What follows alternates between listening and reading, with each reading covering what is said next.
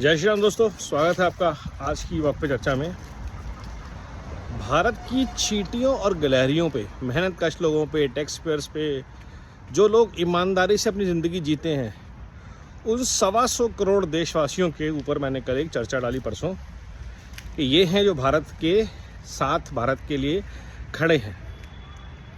और उसका सबसे बड़ा एग्जाम्पल हमें मिला वेस्ट बंगाल के इलेक्शन में। क्या हुआ वहाँ पे? लोग त्रस्त थे पहले सीपीआईएम के रूल से, लेफ्टिस्ट के राज में, और फिर ममता के राज में पिछले 10-15 साल जो कटे, जहाँ पे सारे लेफ्टिस्ट गूंस ममता की पार्टी में आ गए और ज़्यादा मतलब लेफ्ट का कांग्रेसीकरण हो गया। तो उन्होंने भ्रष्टाचार की आंत मचा दी, क्योंकि थोड़े बहुत जो प्रिंसिपल्स रह गए थे लेफ्ट के, वो यहाँ पे आके सब बर्बाद हो गए। कट मनी पे पूरा प्रदेश चलने लगा। लेकिन जनता जो है, जो चींटियाँ और गिलहरियाँ हैं देश की, वो भूलती नहीं है।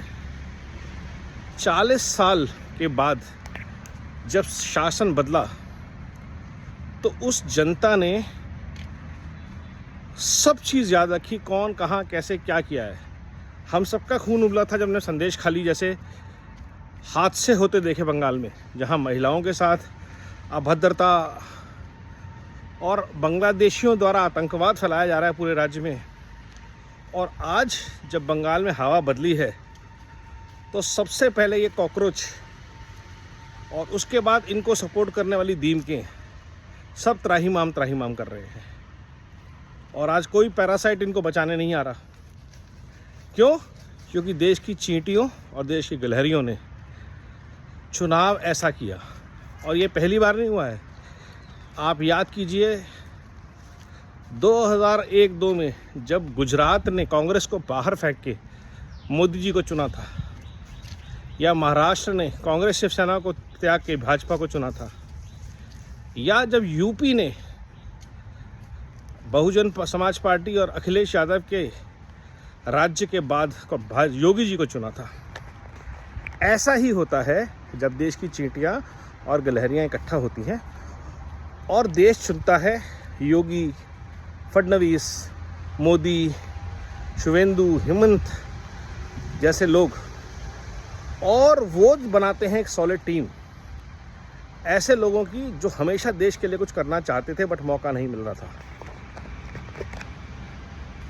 सबका मन था कि राष्ट्रपति शासन लागू करो, ममता को निकालो, लेकिन हौसला और सब्र जो है वो कितनी इंपॉर्टेंट चीज़ है आपको पता चलती है कि आप एक बार 2 बार परास्त होते हैं लेकिन हिम्मत नहीं हारते, हौसला नहीं हारते और दोबारा लग जाते हैं।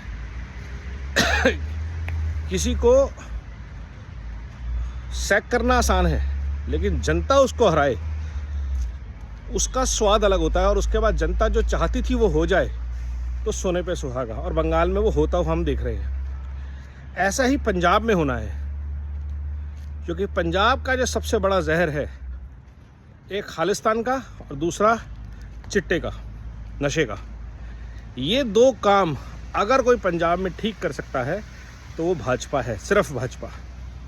अकाली, कांग्रेस, आम आदमी पार्टी ये कभी होने ही नहीं देंगे। वो वोट बैंक की राजनीति करेंगे, भ्रष्टाचार की राजनीति करेंगे, ड्रग्स की राजनीति करेंगे, शराबी को सीएम तक बना देंगे, लेकिन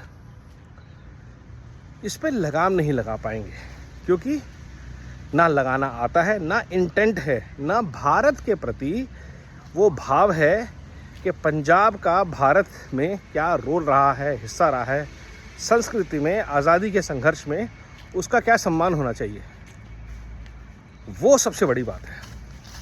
और ये जो चीज़ है सिर्फ भाजपा कर सकती है। इसीलिए इस बार जो बंगाल में हुआ है वो ही पंजाब में होने जा रहा है। यूपी में तो वापस योगी जी आ ही रहे हैं, कोई शक नहीं, क्योंकि लोग, मैंने बोला ना, चींटियां और गिलहरियां याद रखती हैं, भूलती नहीं हैं। दो पीढ़ियां जब भुगतती हैं चीज़ तो वो भूलती नहीं है। और इस बार पंजाब की बारी है अपने आप को मुक्त करने की इस दरिद्री से, इस भ्रष्टाचार, इस बेड़ा गर्क करने वाली पॉलिटिक्स से।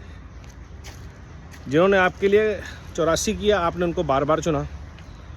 जिन्होंने आपके अंदर खालिस्तान का बीज, ड्रग्स का बीज बोया, उनको आप बार बार चुन रहे हो। जो पंजाब का बेड़ा गर्क कर रहे हैं, आपको देखना है पंजाब का कितना बेड़ा गर्क है। शाम को, रात को एयरपोर्ट पे आइए दिल्ली और देखिए कितनी दुनिया भाग रही है पंजाब छोड़ के क्योंकि उनको पंजाब में अफसर नहीं दिख रहा। तो ये जो चीज़ है ये भाजपा पैदा कर सकती है। चींटियाँ और गलहरियाँ इंतज़ार कर रही हैं कब मौका मिले कॉकरोचों को, दीमकों को सबक सिखाने का, और फिर देखते हैं कौन सा पैरासाइट उनको बचाने आता है। तो भारत ने ठाना है CTP मुक्त भारत बनाना है और इस राह पे भारत चल पड़ा है। नमो भारत, वंदे मातरम, जय हिंद।